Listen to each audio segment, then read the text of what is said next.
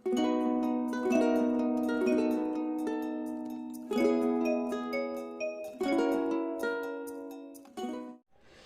दिया था कुछ योगात्मक प्रतिलोम पर होमवर्क। तो जो योगात्मक प्रतिलोम पर हमने होमवर्क दिया था उसको जरा देख लें आप। मैंने कहा था कि भाई x बटा वाई है, इसका योगात्मक प्रतिलोम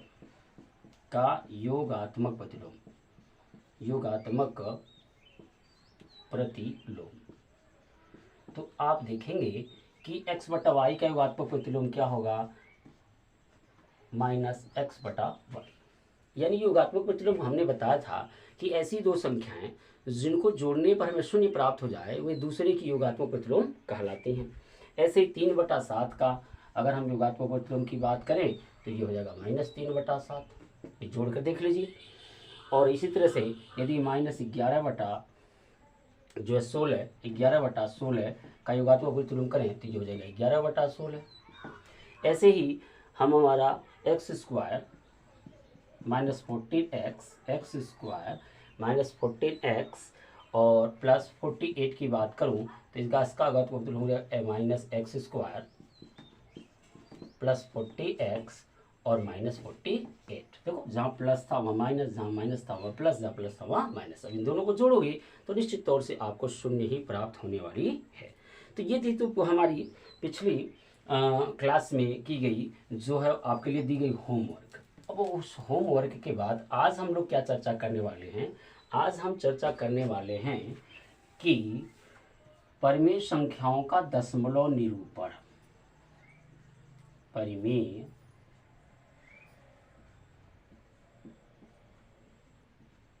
संख्याओं का दशमलव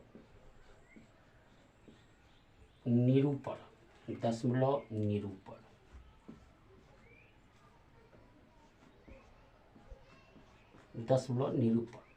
तो आज हम जो चर्चा करने वाले हैं वो परिमेय संख्याओं का दशमलव निरूपण, यानी जो परिमेय संख्या हैं उनका दशमलव निरूपण कैसे करेंगे। अभी आपने देखा कि हम संख्या रेखा पर प्रदर्शित करते समय हर से अंश में भाग लगा करके देख रहे थे कि यह किस पूर्ण संख्या से बड़ी है और किस पूर्ण संख्या से छोटी है। तो दशमलव निरूपण वही है कि संख्या को दशमलव के बाद लिखना। जैसे मैं कह दूं कि 1/20, तो 1/20 है तो इसका मतलब हुआ कि 1 में हमें क्या करना होगा, 20 का भाग लगाना होगा। तो आप देखेंगे कि ये 20 है, जो भाजक है वो बड़ा है और भाज्य छोटा है, तो इसलिए हमें क्या करना होगा, यहाँ पर दशमलव लगानी होगी और एक 0 एक बार में बढ़ानी होगी। यानी एक बार दशमलव लगाने से केवल आप एक शून्य ही बढ़ा सकते हो। अभी भी ये छोटी है तो अगर और शून्य बढ़ाना है तो एक शून्य जैसे ही यहाँ बढ़ाएंगे तो एक शून्य यहाँ पर भी बढ़ाना पड़ेगा। और ये हो गया 20×5 100। और देख सकते हैं कि यह पूर्ण रूप से क्या हो गया, विभाजित हो गया। यह पूर्ण रूप से हो गया विभाजित, यानी 1/20 का मतलब ये हो गया कि आपका 0.05, यानी 0.05। थोड़ा बड़ा बड़ा लिख देते हैं कि 1/20 का मतलब हुआ वो हुआ 0.05 के बराबर। तो ये परिमेय संख्या का 1/20 जो परिमेय संख्या था उसका दशमलव रूप हो गया 0.05। और आपने यहाँ देखा कि ये पूर्ण रूप से विभाजित हो गया। तो अगर हर से अंश पूर्ण रूप से विभाजित हो जाता है तो इस तरह के दशमलव को हम लोग बोलते हैं शांत दशमलव। शांत दशमलव, यानी जो दशमलव रूप है परिमेय संख्याओं का वो दो रूप में आपको मिलेगा, एक शांत दशमलव और एक अशांत दशमलव। तो आज हम अभी देख रहे हैं कि शांत दशमलव। ऐसे ही मैं यहाँ 3/5 की बात करूँ, 3/5 की बात करूँ और मैं पूछूँ भाई इसका दशमलव निरूपण क्या होगा, तो फिर वही काम करेंगे। 3 में हम 5 का भाग लगाएंगे और दशमलव बदल लेंगे। यहाँ देखिए 0 लगाए, दशमलव लगाए और यहाँ हो गया 5 छक्का 30। इसका मतलब 3/5 का 10 दशमलव रूप है वो 0 दशमलव कितना है 6, और यह भी पूर्ण रूप से विभाजित हो गया, इसलिए इसे हम बोलेंगे शांत दशमलव। शांत दशमलव, क्या शांत दशमलव है भाई, ये शांत दशमलव। ऐसे ही और आप देख सकते हो कि आप यहाँ लिखो 11/10, 11/10। तो आप देखेंगे कि 11 में हम क्या करेंगे, 10 का भाग लगाएंगे। तो यहाँ दशमलव 10 एक देखो सॉरी यहाँ हो जाएगा आपका 10 एकन्नम 10, बच गया एक शेष पर, यहाँ हमने जीरो लगाया, सॉरी यहाँ मैंने दशमलव लगाया और यहाँ फिर जीरो बढ़ा लिया, 10 एकन्नम 10, 11/10 का मतलब हुआ कि 1.1। ऐसे ही आप चाहो तो अन्य को भी, ये भी किस तरह का दशमलव है, शांत दशमलव, क्यों पूर्ण रूप से ये अपने हर से विभाजित हो रहा है, ये अंश पूर्ण रूप से दशमलव में अपने हर से विभाजित हो जा रहा है, दशमलव में पूर्ण रूप से विभाजित हो जा रहा है, इनका पुनरावृत्ति नहीं हो रही है, सिर्फ कट जा रहे हैं पूरा पूरा दशमलव। तो आप अगर इनके हर को ध्यान से देखने की कोशिश करोगे तो आपको पता चलेगा कि ये 1/20 वाला का जो हर है इसमें आपका है 2 × 2 × 5, यानी जिसका हर, इसका हर भी 2 × 2 × 5 का, यहाँ देखो 5 है ही, यहाँ देखो तो 2 × 5 का, यानी हमको ये सीख मिलती है कि वे सारे भिन्नात्मक परिमेय संख्याएं जो बटे के रूप में लिखी होती हैं वो शांत दशमलव होंगी यदि उनका हर क्या हो, या तो 2 हो, n का मतलब कोई भी घात हो सकते, 2 × 2 है तो 2 पर 2 × 5 कर सकते, तो ये हुआ n, तो 2 पर n हो या 5 पर n हो या आपका 2 पर n × 5 पे n के रूप का हो, तो वो सभी जितने भी परिमेय संख्याएं हैं उनका दशमलव निरूपण आप करेंगे तो इसी तरह से पूर्ण रूप से विभाजित होंगी दशमलव में, और उन सब को, उन दशमलव को हम लोग शांत दशमलव कहते हैं। तो हमने सीखा कि परिमेय संख्याओं का दशमलव निरूपण इस तरह से भाग क्रिया करके हम दशमलव में निरूपित कर सकते हैं, हर से अंश में भाग लगा करके, और अगर वो पूर्ण रूप से विभाजित हो जाती हैं तो हम उन्हें कहेंगे शांत दशमलव। दूसरी जो है, हम परिमेय संख्याओं का दशमलव निरूपण में देखेंगे कि अशांत दशमलव निरूपण भी होता है, यानी दशमलव निरूपण परिमेय संख्याओं का 2 तरह का होता है, एक होता है शांत और दूसरा होता है अशांत। तो हमने क्या शांत दशमलव निरूपण देख लिया, शांत दशमलव निरूपण को हमने देखा। अब हम देखेंगे दूसरी चीज अशांत दशमलव, अशांत दशमलव निरूपण। अशांत दशमलव निरूपण की बात करेंगे तो आप देखेंगे अशांत दशमलव निरूपण में क्या चीज़ें हैं कि इसमें हर से अंश में भाग लगाते जाएंगे लेकिन अंश पूर्ण रूप से दशमलव में भी नहीं विभाजित हो पाएगा, यानी बार बार पुनरावृत्ति होगी। जैसे मान लीजिए 1/3 है, अब इससे 1/3 है तो आप 1 में आप 3 को डिवाइड करते रहो तो यहाँ देखो 0 यहाँ बढ़ा सकते हैं, 3 तरीके 9, भाई 0 के बाद दशमलव लगाने से 1 0 बढ़ा सकते हैं हम, यहाँ बच गया पुनः 1, अब आप कर सकते हो फिर से 1 0 बढ़ा सकते हो, 3 तरीके 9, भाई एक बार में दशमलव लगाने के बाद जितनी बार चाहो एक बार 0 बढ़ा सकते हो, फिर 1 आया, फिर 3 तरीके 9, फिर 3 तरीके 9, तो इस तरह से आप अनंत तक आप लगाते लगाते थक जाएंगे लेकिन यह पूर्ण रूप से विभाजित नहीं होगा, यानी 0.33333 आता रहेगा। इसका मतलब हमारा 1/3 का दशमलव निरूपण होगा 0.333 डॉट डॉट डॉट डॉट, मतलब अनंत तक यह जाएगी। या हम इसको इस तरह से, चूंकि 0.3 का ही पुनरावृत्ति हो रही है तो हम इसको इस तरह से भी प्रदर्शित करते हैं, 0.3 पे ऐसे भाग लगा सकते हैं, या तो ऐसे लिखे डाट डाट करके अनंत तक, या तो 0.3 पे हम बार लगा सकते हैं, रेखा कोष्ठक लगा सकते हैं, और यह बताता है कि ये 0.3333 के ही बराबर है, यानी 3 की बार बार पुनरावृत्ति हो रही है। आइए और एग्जाम्पल्स देखते हैं, अशांत दशमलव के और सारे एग्जाम्पल्स देखते हैं। मान लीजिए आपका 1/15 है, तो आपको पता करना है कि इसका दशमलव प्रसार क्या होगा। तो हमें 1 में 15 से भाग लगानी होगी, तो आप देखेंगे एक बार दशमलव लगाने से केवल 1 0 बढ़ा सकता है, और अगर और 0 आपको यहाँ चाहिए तो 1 0 यहाँ पर भी बढ़ाना पड़ेगा। 15 छक्का 90, यहाँ 0, यहाँ बच गया क्या 1, फिर 1 0 बढ़ा सकते हैं, 15 छक्का 90, फिर 1 बच गया, फिर आप 15 छक्का 90। अब देखेंगे कि यह कटेगा नहीं, यह विभाजित पूर्ण रूप से नहीं होगा, यानी 1/15 मतलब 0.0 6 6 6 6 अनंत तक ऐसे चला जाएगा। या इसी को हम लिख सकते हैं 0.06 पे ऐसे बार लगा सकते हैं। आप इस तरह से भी लिख सकते हो। तो हमने देखा कि परिमेय संख्याओं का जो दशमलव निरूपण है वो दो तरह का होता है, एक शांत दशमलव निरूपण होता है और एक अशांत दशमलव निरूपण होता है। अब अगर आपसे हम पूछें कि आप यह बताओ अब बताओ कि 0.464646 दो अंकों का भी पुनरावृत्ति हो सकती है और डाट कर रहे हैं। तो हम इसको देखो, दो अंकों की 4 6 4 6 की पुनरावृत्ति हो रही है, कोई दशमलव प्रसार है परिमेय संख्या का, तो हम इसे लिख सकते हैं 0.46 पे बार ऐसे। और देख लो, अगर कहीं 0.625 इस तरह की पुनरावृत्ति हो रही है, तो आप देख सकते हो 3 अंकों की पुनरावृत्ति हो रही है, तो हम इसको लिख सकते हैं 0.625 पे बार, यानी रेखा कोष्ठक।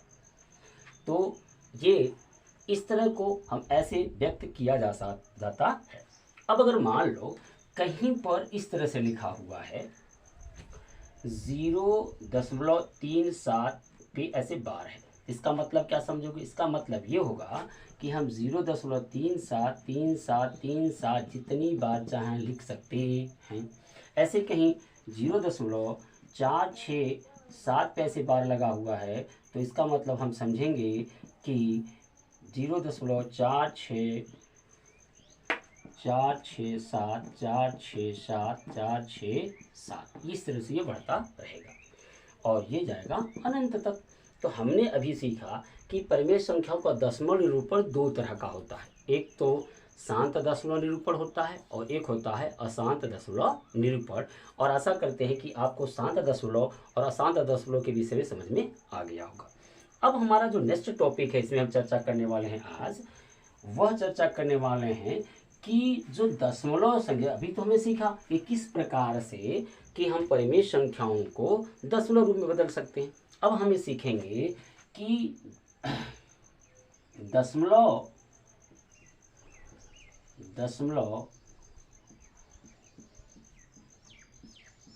परिमेय संख्याओं का P/Q के रूप में निरूपण करना, मतलब भिन्न के रूप में लिखना। जिस भिन्न को हमने दशमलव में बदला, उसी दशमलव को फिर से हम भिन्न के रूप में कैसे पुनः लिख सकते हैं। तो आप देखेंगे जो शांत दशमलव का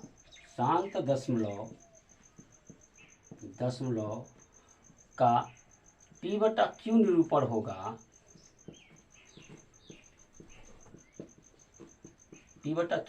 होगा, वह बेहद आसान होगा। यदि आप शांत दशमलव के P/Q निरूपण को देखेंगे तो बेहद आसान होगा। कैसे? जैसे मान लीजिए 0.25 है को हमें P/Q के रूप में व्यक्त करना है, यानी भिन्न के रूप में लिखना है कि वह कौन सा भिन्नात्मक संख्या थी जिसका दशमलव रूप 0.25 है। तो आपको करना क्या होगा, सीधे आप देखेंगे कि कितने अंक पर दशमलव है, 1 2 दो अंक पर यह दशमलव लगा हुआ है और इधर से ही दशमलव को गिनते हैं। तो जितने अंक पर दशमलव है उतने, अगर 1 अंक पर दशमलव है तो 10 से गुणा करेंगे, 2 अंक पर है तो 100 से, 3 अंक पर है तो 1000 से, 4 अंक पर है तो 10,000 से। इस तरह से जितने अंक पर दशमलव है एक के आगे उतनी जीरो बढ़ाकर हम इसमें क्या करते हैं, गुणा करेंगे। क्या करेंगे? गुणा करेंगे और उतने से ही हम क्या करेंगे, इसमें भाग करेंगे। अब समझो, अगर कहीं 1 अंक पर दशमलव है तो 10 से गुणा करने से वो दशमलव संख्या हट जाती है, दशमलव हट जाता है। 2 अंक पर दशमलव है तो 100 से गुणा करेंगे तो दशमलव हट जाएगा। 3 अंक पर दशमलव है तो 1000 से आप उस संख्या में गुणा करोगे तो दशमलव पूर्ण रूप से हट जाएगा। यदि 4 अंक पर दशमलव है तो इसी से 10,000 से, 5 अंक पर है तो 1,00,000 से। तो इस तरह से आप देख सकते हो कि जितने अंक पर दशमलव होगा उतना ही एक के आगे जीरो लगाकर गुणा कर देने से वह दशमलव हट जाता है। तो आप देखोगे कि यहाँ 100 है और 2 अंक पर दशमलव होती है, हट जाएगा दशमलव, आ जाएगा 25/100। और अगर आप 25/100 की बात करें तो अब हम इसको मानक रूप में लिखेंगे। मानक रूप क्या होता है? भिन्न का मानक रूप में, हमेशा परिमेय संख्याओं को मानक रूप में लिखने का कार्य करते हैं। मानक रूप क्या होता है कि अंश और हर का एक के सिवा कोई दूसरा गुणनखंड न हो, ऐसी कोई संख्या ना हो जो अंश और हर को काट दे एक के अलावा। तो जैसे आप 25 से करना 25 और 25 चौक के 100, इसका मानक रूप हुआ 1/4। तो ये हुआ 1/4 का जो है दशमलव निरूपण था क्या? 0.25। आप देख सकते हो, अगर आपको चेक करना है तो देख सकते हो कि क्या यह बात सही है। तो आप देखो, एक में आप 4 का भाग लगाओ, आप देखोगे 0 से दशमलव लगा, यहाँ हुआ 4 दूनी 8 हुआ, यहाँ बच गया 2। अब दशमलव को 0 बढ़ा सकते हैं, 4 5 20। तो आप देख सकते हो कि आपका जो 1/4 है वो 0.25 के ही बराबर है। आइए और एक आध दो एग्जाम्पल से हम बातों को क्लियर करते हैं, आपको और समझाने की कोशिश करते हैं।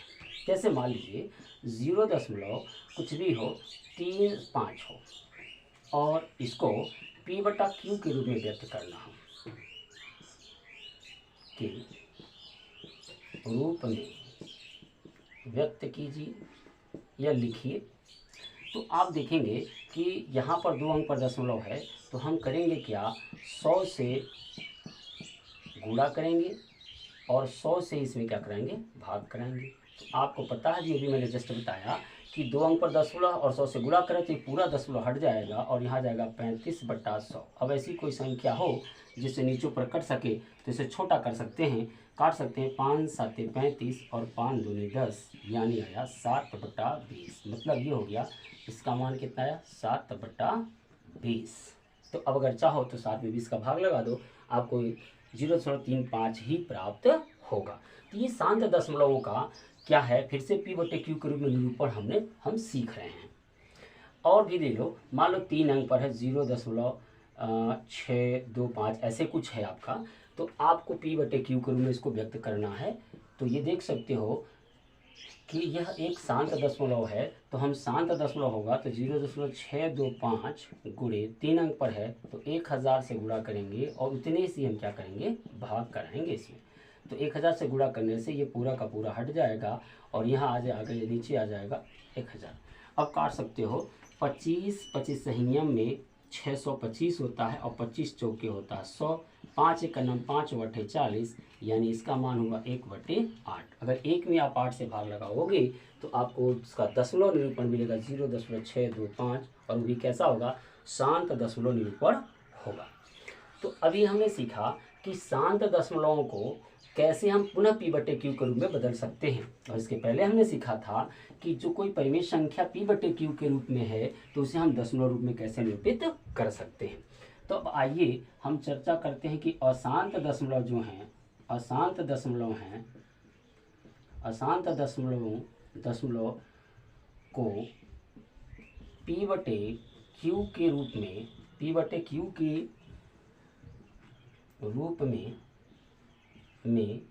व्यक्त करना, यानी अशांत दशमलवों को P/Q के रूप में हम कैसे व्यक्त कर सकते हैं, आइए हम इसको थोड़ा देखते हैं। हाँ, तो हम लोग सीखने वाले हैं अशांत दशमलव को P/Q के रूप में व्यक्त करना।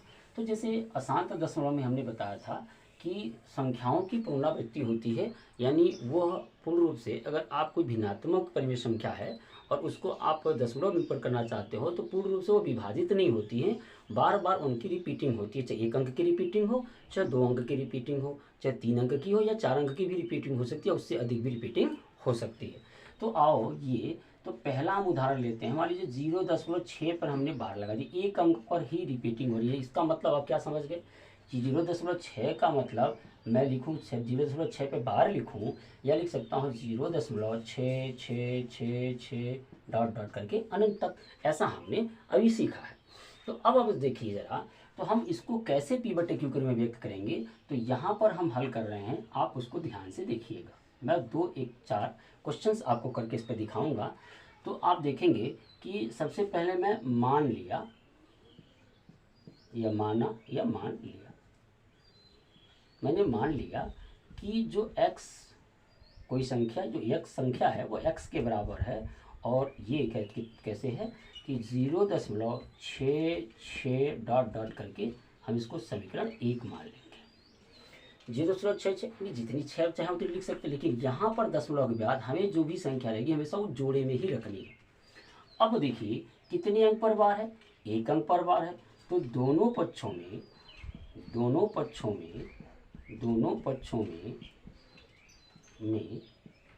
10 से गुणा करने पर, 10 से ही क्यों गुणा, क्योंकि 1 अंक पर बार लगा हुआ है तो 10 से, 2 अंक पर है तो 100 से, 3 अंक पर है तो 1000 से, 4 अंक पर बार लगा तो 10,000 से, 5 अंक है तो 1,00,000 से। इस तरह से हम जितने अंक पर बार होगा उतने से ही, मतलब 10 उतने ही 0 1 के आगे बढ़ाकर हम गुणा करेंगे। तो यहाँ हो जाएगा आपका 10x, और यहाँ हो जाएगा आपका, ये दशमलव हट जाएगा ये वाला इधर, यहाँ जाएगा 6 दशमलव, और यहाँ 6 जितनी बार चाहे लिख सकते हैं। ये हो गया आपका समीकरण 2।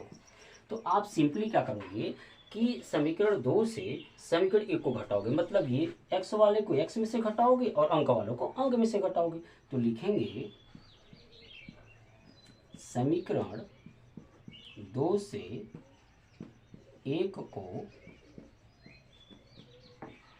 घटाने पर, तो आप देखेंगे समीकरण 2 से 1 को कैसे घटाएंगे। 10x में से 1x घटेगा तो बचेगा कितना, 9x। और यहाँ आप देख सकते हो कि 6.66 में से 0.66 अगर आप माइनस करोगे तो ये हो जाएगा 0 0, यहाँ बचेगा आपका केवल 6, तो ये हो गया आपका 6।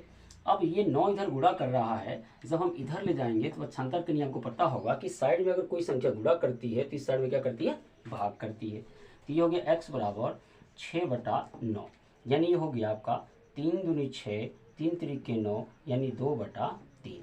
अगर आप चेक करना चाहते हो कि क्या हमारा आंसर सही है तो आप क्या कर सकते हो, इसमें भाग लगाकर आप देख सकते हैं। यदि मैं 2 में 3 से क्या करूं, भाग लगाऊं, तो यहाँ दशमलव लगाऊंगा, यहाँ 0 बढ़ाऊंगा, 3 छक 18, आप देखोगे फिर बच गया 2, 3 छक 18, फिर आप देखेंगे कि फिर आपका 2 बच गया, 3 छके 18। इस तरह से देखो 6 होते हुए चला जाएगा। तो इस तरह से किसी भी अशांत दशमलव को p/q के रूप में व्यक्त किया जा सकता है। अगर 1 अंक पर बार है तो हम 10 से, 2 अंक पर बार है तो 100 से, 3 अंक पर बार है तो 1000 से गुणा कराते हैं। आइए, अभी तो हमने केवल 1 अंक पर बताया, अब आपको नेक्स्ट हम बताते हैं कि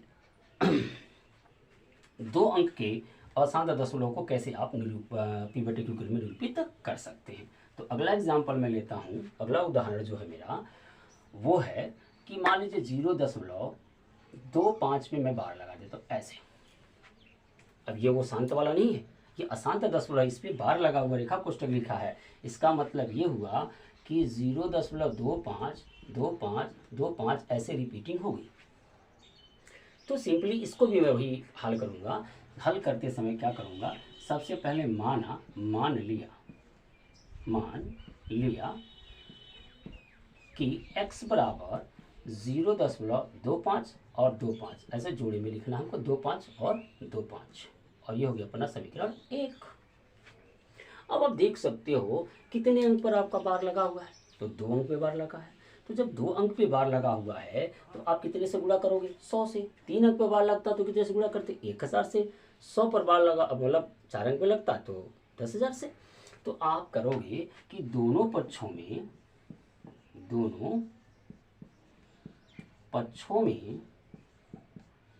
100 से गुणा करने पर,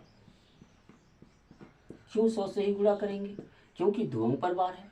अगर 1 अंक पर होता तो 10 से गुणा करते, 3 अंक पर होता तो 1000 से गुणा करते। अगर मैं 100 से पर यहाँ गुणा करूँगा तो ये हो जाएगा 100x, और 100 से मैं यहाँ गुणा करूँगा तो ये 2,5 इधर आ जाएगा, दशमलव हट जाएंगे। चूँकि अभी भी हमने इसके पहले ही जस्ट देखा कि 100 से गुणा करेंगे तो 2 अंक से दशमलव, 1000 से गुणा करेंगे 3 अंक से दशमलव, 10,000 से गुणा करेंगे 4 अंक से दशमलव हट जाएगा, और ये बचेगा इधर केवल 2,5। तो इसको 2,5 को अकेला नहीं छोड़ना है और 2,5 लिख लेना है और इसको बना लेना है समीकरण 2। अब फिर वही काम करेंगे कि समीकरण 2 से 1 को घटाने पर, तो समीकरण 2 से 1 को जब घटाएंगे तो होगा क्या, 100x में से 1x जाएगा तो यहाँ आएगा 99x, और यहाँ आप देखो नीचे ऊपर करोगे तो ये 2 5 से 2 5 क्या हो जाएगा कैंसल, क्या बचेगा केवल 25, और 99 इधर गुणा कर रहा है तो उधर जाकर क्या करेगा, भाग करेगा, यानी 25/99 ये हो जाएगा आपका इसका P/Q रूप। आइए और कुछ क्वेश्चंस लेकर के हम इसको हल करते हैं। यह फर्स्ट टाइप हम बता रहे हैं आपका। अभी इसमें 2 टाइप के आसान दशमलव में निरूपण करने के लिए आता है, तो ये फर्स्ट टाइप है, पहला टाइप है, उसको देख रहे हैं हम लोग। मान लीजिए मैं कहूँ 0.625 और ये तीनों पर बार हो ऐसे, और मैं कहूँ भाई इसे P/Q के रूप में व्यक्त करो। किसमें भाई, P/Q के रूप में व्यक्त करें, तो P/Q के रूप में अगर इसको व्यक्त करना है आपको, तो आपको वही काम फिर करना होगा, क्या, मान लिया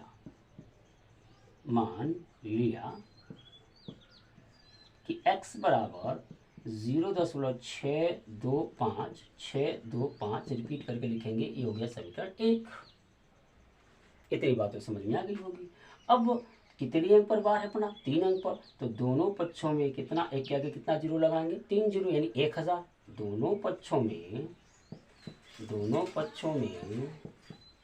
1000 से गुणा करने पर, अब 1000 से गुणा क्यों करेंगे, क्योंकि 1000 से इसलिए गुणा करेंगे कि आपका यहाँ 3 अंक पर बार है, तो 1000 से जैसे 100 में गुणा करेंगे, ये हो जाएगा 1000x, और ये हो जाएगा 6 2 5, 3 अंक से 10 हट जाएंगे, और यहाँ 6 2 5 2 बार लिख करके समीकरण क्या कर देंगे, 2 कर देंगे। अब हम समीकरण 2 से 1 को घटाएंगे, समीकरण 2 से 1 को घटाने पर, समीकरण 2 से 1 को घटाने पर, तो 1000 में से ये घटाएंगे तो बचेगा 9 9 999x, यहाँ बच जाएगा, ये कट जाएगा आपका, और ये बचेगा 625, तो x बराबर होगा 625, यहाँ गुणा कराते करेगा भाग 999, तो ये 0.625 का दशमलव निरूपण हो गया, सॉरी P/Q के रूप में भिन्नात्मक निरूपण हो गया। अब आइए कुछ और क्वेश्चन मैं करके इस पर आपको दिखाता हूँ। बहुत ही आसान है, आप अगर थोड़ा सा भी प्रयास करेंगे तो ये आप अशांत दशमलव का P/Q के रूप में निरूपित करना, यानी भिन्न के रूप में, अंश बटे हर के रूप में निरूपित करना सीख जाएंगे। मान लीजिए मैं ले लूँ 0 कोई संख्या 0 कुछ भी ले लेता हूँ, एक काम करता हूँ 0.3, चलो 4 5 ले लेता हूँ, 0.45 ले लेता हूँ, और इसमें मैं बार लगा देता हूँ, और इसको क्या करना, हमको P/Q के रूप में व्यक्त करना है। तो फिर वही क्रिया करेंगे, मान लिया x बराबर 0.4545 रिपीटिंग में लिखेंगे। कितने अंक पर बार है अपना, 2 अंक पर है, तो कितने से गुणा कराएंगे, दोनों पक्षों में 100 से लिखेंगे, दोनों पक्षों में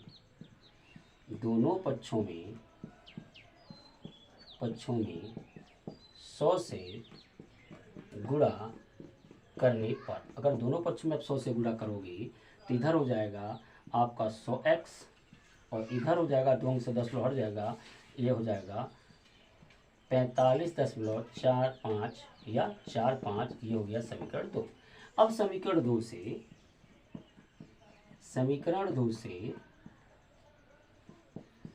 से 1 को घटाने पर, समीकरण 2 से 1 को घटाने पर, तो 100x में से x को घटाएंगे तो हो जाएगा ये 99x, और यहाँ हो जाएगा ये वाला हिस्सा कट जाएगा, करके देखना घटा करके, केवल बचेगा 45, और x बराबर आया 45/99।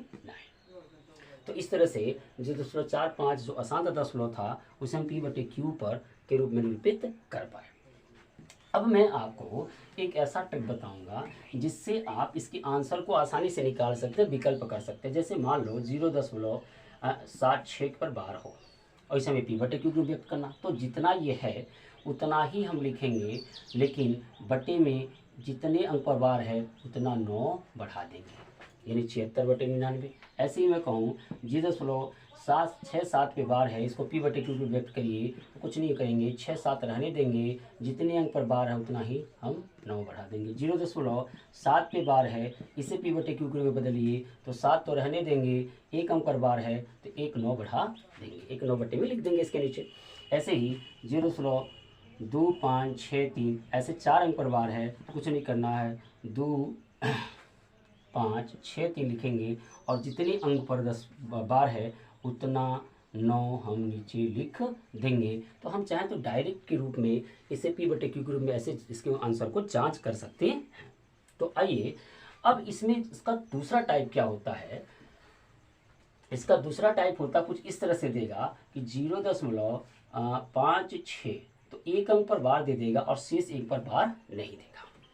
तो इसको थोड़ा सा लगाने के लिए हल्का सा हमें अपने वे को चेंज करना पड़ेगा, रास्ते को थोड़ा बदलना पड़ेगा। करना क्या है, अब हम यहाँ पर सीधे मानेंगे x बराबर 0.5 और 6 6 6 जितनी बार चाहें हम लिख सकते हैं, जितनी बार चाहें हम लिख सकते हैं, लेकिन हम अभी कुछ नहीं करेंगे, ऐसे ही रहने देंगे।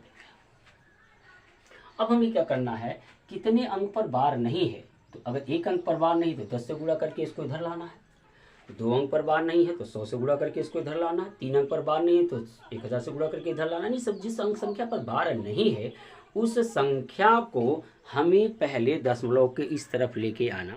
तो आप देखिए, तो यहाँ आप देख सकते हैं इसके पहले जो क्वेश्चन थे उन पे सब पे बार हुआ करता था, लेकिन यहाँ पर 1 अंक पर बार 1 अंक पर बार नहीं है। तो निश्चित तौर से आप क्या करेंगे कि x बराबर आप लिखेंगे 0.56 पे बार है। अब 1 अंक पर बार नहीं तो जितने अंक पर बार नहीं है उसको हमको इस साइड में लाना है पहले। तो अब हम देखिए 1 अंक पर बार नहीं है तो दोनों पक्षों में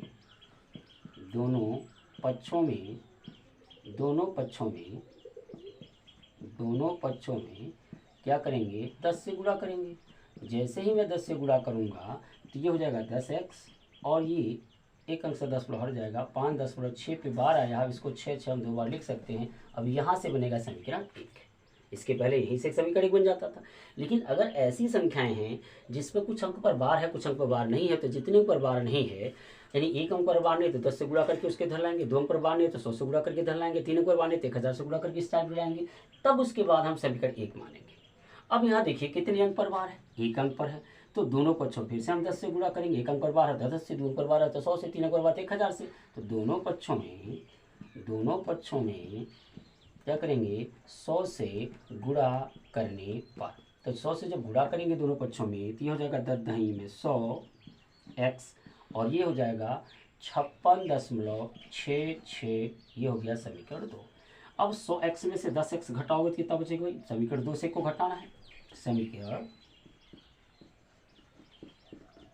2 से 1 को घटाने पर तो हम करेंगे क्या, 100x में से 10x घटाएंगे बचेगा 90x और इधर आप देख सकते हो कि 56.66 में से 5.66 आप माइनस करोगे तो क्या बचेगा 0 0, यहाँ बचा 1 और यहाँ बचा 5, यानी कितना बचा 51। यहाँ 90 गुणा कर रहा है, इधर का करेगा भाग, तो x बराबर 51/90।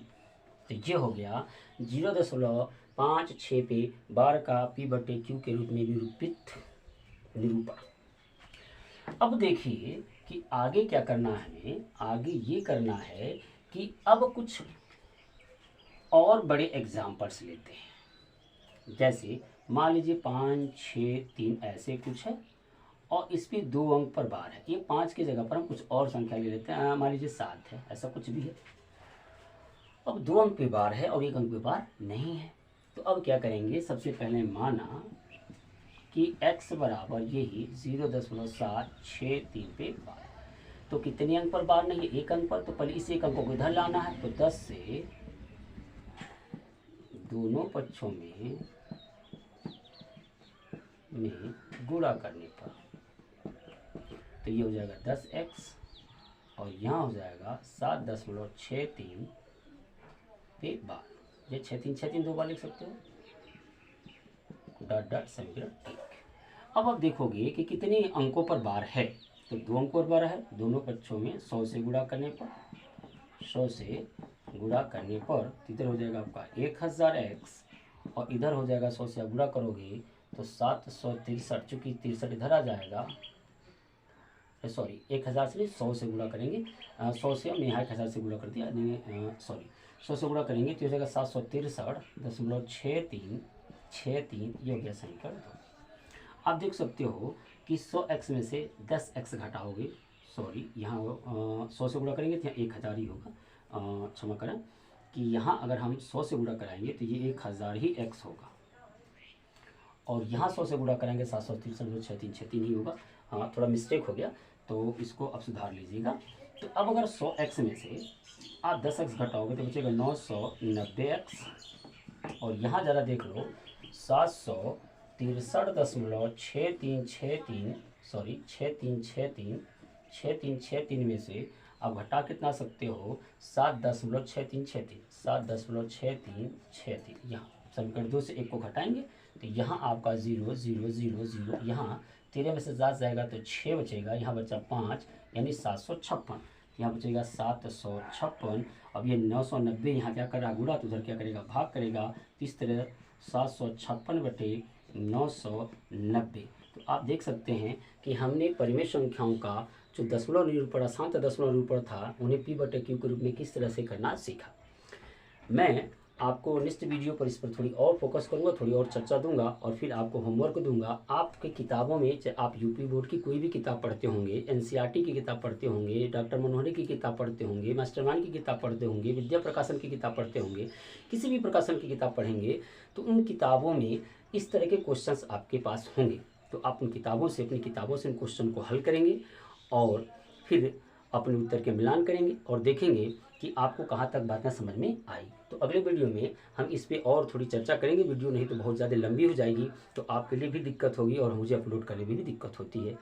तो इसलिए आइए, तो इसी के साथ हम आपसे आज के लिए विदा लेते हैं। फिर नेक्स्ट वीडियो में आपसे मिलेंगे और अपनी क्लास 9th के मैथ के साथ, नंबर सिस्टम के साथ।